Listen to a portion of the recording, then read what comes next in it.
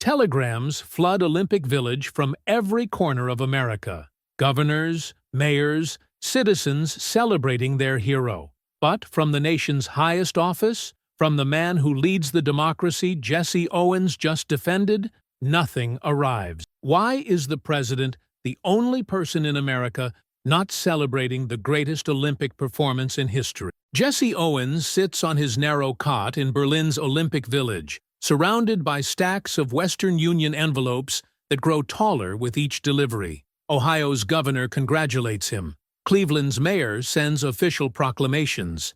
Columbus officials draft civic honors. Citizens from across America flood the telegraph office with messages for their Olympic hero, who humiliated Hitler before the watching world. His teammates receive similar avalanches. Every American athlete who medaled in Berlin becomes the recipient of national celebration transmitted through international cables.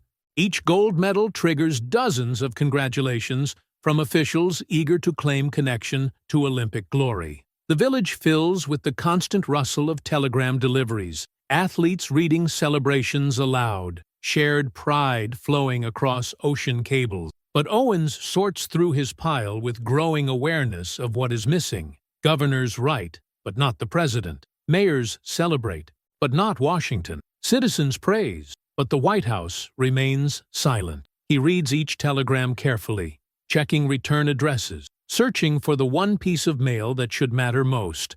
Official recognition from the man who represents the nation Owens just defended. The absence becomes more noticeable with each delivery that arrives. Other athletes wave telegrams from federal officials, read congratulations from presidential staff, display messages that bear Washington postmarks. The pattern emerges like negative space in a photograph. Everyone celebrates except the one voice that should speak loudest. Owens sets down another governor's telegram and stares at the empty space where presidential recognition should rest. No explanation accompanies the absence. No message comes saying congratulations will follow later. Just silence from Pennsylvania Avenue that speaks louder than all the other voices combined. When you realize your president is the only person in America not celebrating your historic achievement, what word comes to your mind? Write it in the comments. Please subscribe to the channel. These stories remain visible because people choose to keep them visible. Teammates notice Owens's unusual quiet among the celebration chaos. They ask about his telegram collection, compare their official recognition, share the excitement of national acknowledgement flowing from home. He smiles and congratulates their success while feeling the weight of what they all receive, and he does not. The simple recognition that his achievement matters to the democracy he represented. The Olympic Village buzzes with athletes reading congratulations from every level of American government. Federal officials praise swimming victories. Congressional representatives celebrate track achievements. Presidential staff send formal recognition to champions who brought honor to America. But the greatest individual performance in Olympic history receives no acknowledgement from America's highest office. Night falls over Berlin, and the telegram stack beside Owens's bed tells its story in what is present and what is missing. Celebration flows from every corner of America, except the corner that matters most. The man who proved American democracy before Hitler's fascism waits for recognition from American democracy that will never come. The silence from Washington echoes louder than applause from Berlin. Roosevelt's advisors gather around the Oval Office table, where electoral maps spread like battlefield plans. Red ink marks Democratic strongholds across the South, states that have voted the party line since Reconstruction, delegates that form the backbone of any presidential victory. The 1936 election approaches with mathematical precision. 531 electoral votes decide the presidency, and the path to victory runs straight through territories where Jesse Owens's skin color matters more than his gold medals. Stephen Early slides a folder across the mahogany surface. Inside, polling data from Alabama, Georgia, Mississippi, numbers that tell uncomfortable truths about American democracy. Southern Democratic governors who deliver entire state delegations express clear expectations about presidential behavior. Their support for the New Deal comes with unspoken conditions about which heroes can be celebrated and which must remain invisible. The president traces state boundaries with his finger, calculating votes with the same precision that built his political coalition. 12 million Negro voters represent significant numbers, but they scatter across many states, while Southern whites consolidate power in electoral blocks that swing entire regions. The arithmetic becomes brutal: offend the South and lose the presidency, embrace Owens and risk decades of Democratic dominance. Phone calls arrive hourly from party officials who understand the delicate balance Roosevelt must maintain. Governor Eugene Talmadge of Georgia speaks in careful language about regional sensitivities. Senator Theodore Bilbo of Mississippi expresses concerns about appropriate presidential protocol. Each conversation carries the weight of electoral votes that could vanish with a single photograph of Roosevelt shaking a black athlete's hand. The telegrams pile higher on White House desks, but political necessity creates its own gravity. Every message praising Owens becomes evidence of pressure that cannot be publicly acknowledged. Every citizen letter demanding recognition becomes a reminder of constituencies that must choose between immediate justice and long-term power. The machinery of democracy calculates human worth in terms of electoral advantage. Roosevelt signs legislation, approves New Deal programs, maintains the political coalition that enables progressive governance. But the same calculation that preserves his power to help millions requires sacrificing recognition for the individual who just proved American excellence before the world. The president who fights for economic justice cannot afford to embrace racial justice when electoral survival hangs in the balance. Political advisors draft careful responses to mounting pressure. Words like scheduling conflicts and protocol considerations fill official correspondence. No memo mentions race directly, but every decision acknowledges its determining power. The White House becomes a machine for translating political necessity into bureaucratic language that explains nothing while justifying everything. Campaign strategists examine polling data from key swing states, tracking how presidential recognition of Negro athletes might affect crucial Democratic margins.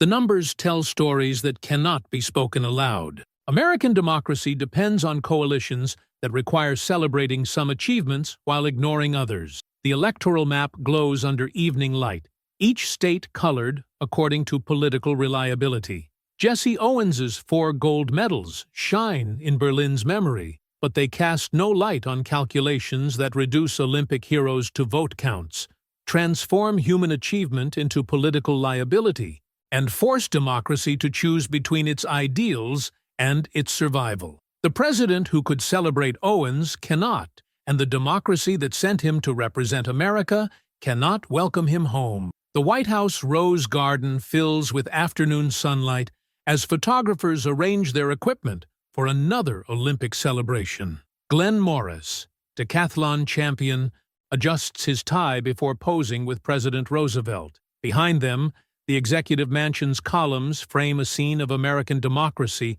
honoring its athletic heroes. Some of them. Morris won his single gold medal with impressive performance, but his achievement pales beside the 4 victories earned by Jesse Owens in Berlin. Yet Morris stands in presidential sunlight, while Owens remains absent from official recognition, creating a contrast that newspaper editors begin to notice with uncomfortable clarity. The guest list for today's ceremony reveals a pattern that cannot be explained by athletic merit alone. White swimmers who touched pool walls first receive invitations. White runners who crossed finish lines ahead of international competition pose for presidential photographs. But 18 African-American athletes who brought home 14 medals for the United States find no space in Rose Garden celebrations. Stephen Earlyfield's increasingly direct questions from reporters who track the mathematics of exclusion. His explanations about scheduling difficulties multiply impossibly when applied to multiple Olympic champions. His carefully crafted responses about protocol considerations crumble under the weight of obvious selectivity. The press corps begins to sense a story behind the silence. The New York Amsterdam News runs headlines that White House staff cannot ignore. Olympic heroes honored by race. The article lists names, achievements, and invitation status in columns that reveal institutional patterns more clearly than any editorial could. Archie Williams, 400-meter champion, no White House recognition. John Woodruff, 800-meter victor, no presidential acknowledgement. The numbers tell stories that cannot be denied. In newsrooms across the country, editors compare Olympic coverage with White House social pages. Sports writers who celebrated American triumph in Berlin now document American selectivity in Washington. The contrast creates its own narrative. Democracy that sends integrated teams abroad maintains segregated celebrations at home. Radio broadcasters struggle with language that describes obvious exclusion without naming its cause. How do you report on Olympic celebrations that exclude Olympic champions? How do you explain presidential recognition that recognizes some achievements while ignoring greater ones? The airwaves fill with careful phrases that preserve official fiction while acknowledging public reality. Many public injustices were quietly forgotten. Please subscribe to the channel if you believe these moments deserve to be preserved. The White House mailroom processes letters from citizens who notice what officials cannot acknowledge. Pastor Ernest Hall writes from Cleveland about the electric effect that inclusive recognition might achieve. His letter joins hundreds of others from Americans who understand the mathematics of exclusion and demand explanations that cannot be given. But each White House celebration for lesser achievements makes Owens' absence more conspicuous. Every photograph of Roosevelt with white athletes highlights the missing photographs with black champions. The pattern becomes undeniable even to those who prefer not to see it. The Rose Garden ceremonies continue, each one creating new evidence of institutional selectivity. The president, who should celebrate America's greatest Olympic performance, instead celebrates smaller achievements that carry acceptable skin color.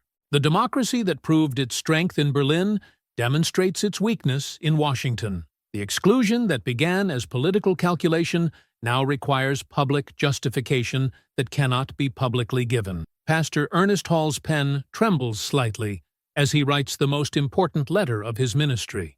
In his Cleveland study, surrounded by sermon notes and community prayers, he crafts words for the president whose valet he shepherds on Sundays.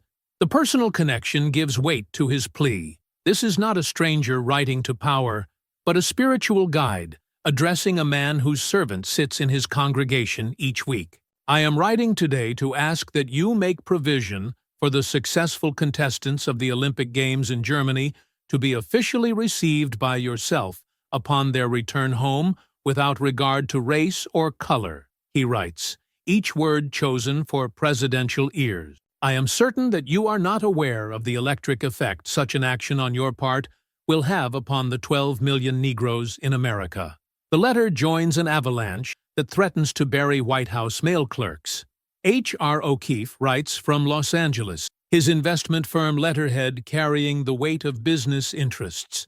Citizens from Ohio flood Pennsylvania Avenue with demands for recognition. Local officials who hosted Owens celebrations ask why Washington cannot follow their example. Stephen Early sits surrounded by stacks of correspondence that require responses but permit no honest answers. His secretary brings coffee and another pile of letters, each one asking questions that cannot be answered directly, demanding explanations that cannot be given truthfully. The pressure builds like steam in a closed vessel, threatening to explode into public scandal. Each letter receives careful bureaucratic response. Early's staff craft elaborate excuses about packed schedules and prior commitments to flood relief efforts. The explanations grow longer and less convincing with each reply. How many flood zones can the president visit? How many scheduling conflicts can exist simultaneously? The evasions multiply beyond believability. Pastor Hall receives his response on White House stationery, formal language about the president's regrettable inability to arrange immediate Olympic reception. No mention appears of the celebrations already held for white athletes. No acknowledgement that Roosevelt somehow finds time for campaign appearances while claiming no time for America's greatest sporting achievement. The response answers nothing while appearing to address everything. In press conferences, reporters grow bolder with their questions. Mr. Early, why hasn't the president recognized Jesse Owens? The question hangs in the White House press room like smoke that cannot be cleared. Early's responses become performances of evasion, longer explanations about logistics, more detailed accounts of presidential obligations, increasingly complex justifications for simple absence. The Cleveland Call-and-Post publishes Pastor Hall's letter alongside the White House response. The contrast speaks louder than editorial commentary. A pastor's dignified plea met with bureaucratic deflection, personal connection answered with institutional distance, moral appeal countered with political calculation disguised as scheduling problems. But the letters keep arriving, and each one demands acknowledgement that cannot be given.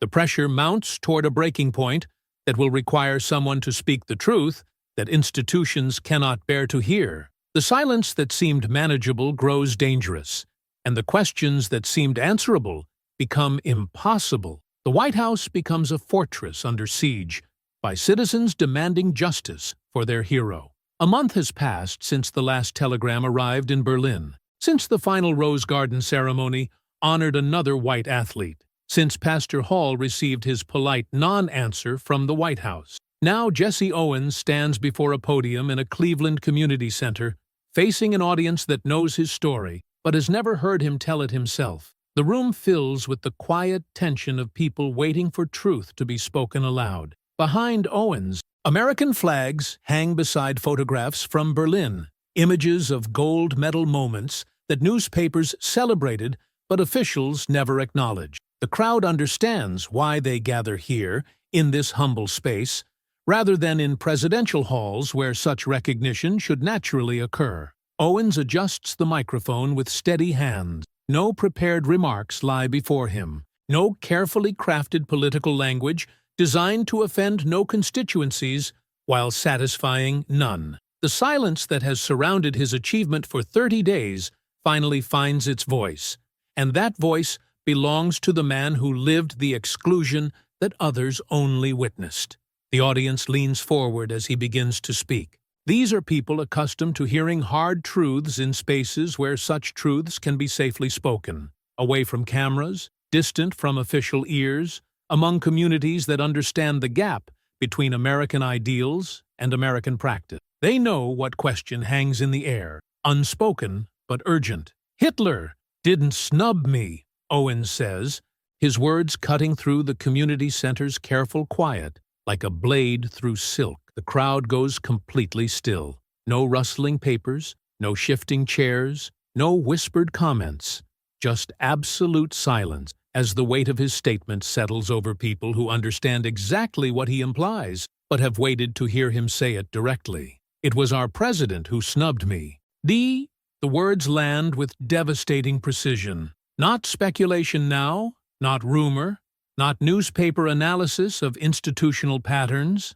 The man himself, speaking his own truth, naming his own experience with the clarity that only comes from living what others merely observe. The nuclear weapon of personal testimony detonates in the quiet room. The president didn't even send me a telegram. Each sentence builds upon the last, creating an indictment that requires no elaboration. The comparison burns with particular cruelty. Hitler, the enemy of democracy, showed more recognition than Roosevelt, democracy's champion. The hero who proved American values before the world reveals how little America values him at home. In the back rows, reporters scribble notes that will become tomorrow's headlines. Finally, the silence breaks. Finally, a voice speaks that cannot be dismissed as partisan politics or racial grievance.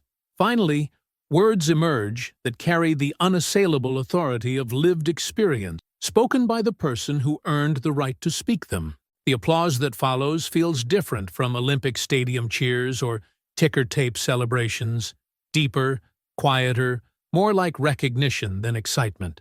The crowd witnesses not a victory speech but a simple accounting, one man stating facts that institutions spend enormous energy trying to obscure. Outside this community center, the White House maintains its calculated silence. Roosevelt's staff continue drafting evasive responses to letters that will not stop arriving.